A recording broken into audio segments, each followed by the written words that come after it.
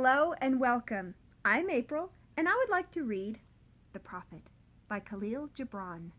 Now, please bear in mind that I live in an apartment, so that means you may hear water rushing through the pipes, the neighbors walking around upstairs, or cars revving out in the parking lot. If that happens, I do apologize. So without further ado, The Prophet.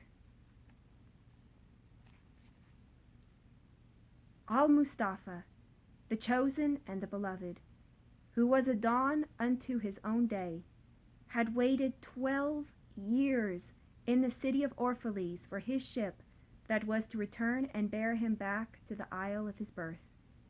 And in the 12th year, on the 7th day of Ailul, the month of reaping, he climbed the hill without the city walls and looked seaward, and he beheld his ship coming with the mist.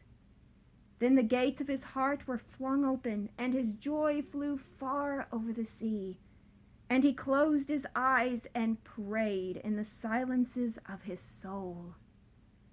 But as he descended the hill, a sadness came upon him, and he thought in his heart, "How shall I go in peace and without sorrow?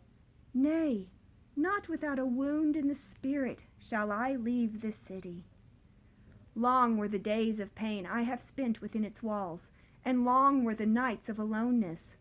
And who can depart from his pain and his aloneness without regret?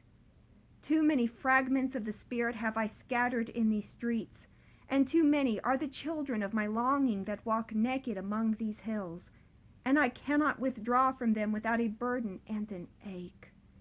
It is not a garment I cast off this day, but a skin that I tear with my own hands. Nor is it a thought I leave behind me, but a heart made sweet with hunger and with thirst. Yet I cannot tarry longer. The sea that calls all things unto her calls me, and I must embark. For to stay, though the hours burn in the night, is to freeze and crystallize and be bound in a mold. Fain would I take with me all that is here. But how shall I? A voice cannot carry the tongue and the lips that gave it wings. Alone must it seek the ether, and alone and without his next shall the eagle fly across the sun. Now when he reached the foot of the hill, he turned again towards the sea, and he saw his ship approaching the harbor, and upon her prow the mariners, the men of his own land.